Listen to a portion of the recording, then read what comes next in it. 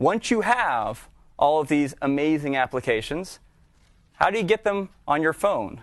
And to answer that, I'd like to turn it back over to Steve. Thanks, Scott. So, you're a developer, and you've just spent 2 weeks or maybe a little bit longer writing this amazing app. And what is your dream? Your dream is to get it in front of every iPhone user. And hopefully they love it and buy it, right? That's not possible today.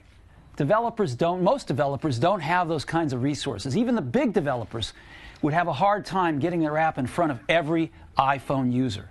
Well, we're going to solve that problem for every developer, big to small. And the way we're going to do it is what we call the App Store.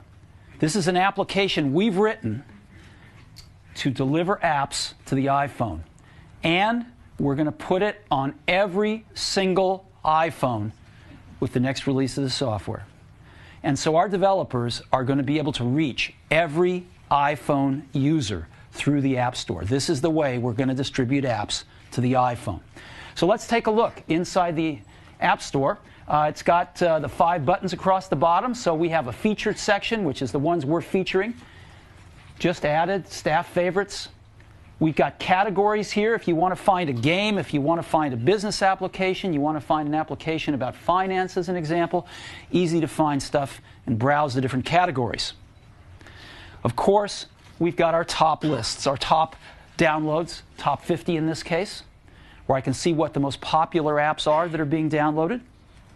And if I know what I want, I can easily search for something, in this case a backgammon game, and instantly find it. I can tap on it, get some screenshots, and get a write-up on it.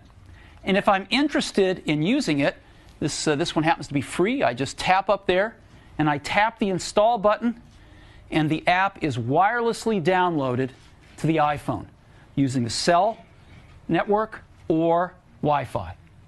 It's that simple to put the app right on the phone. Now, we've also built a section into iTunes where you can peruse all the apps as well. And you can download them right to your computer, a PC or a Mac, and sideload them right into your iPhone as well.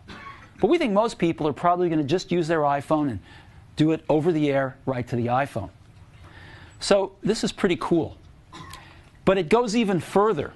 If you've downloaded an app and the developer has updated that app, the App Store will automatically tell you that there is an update available.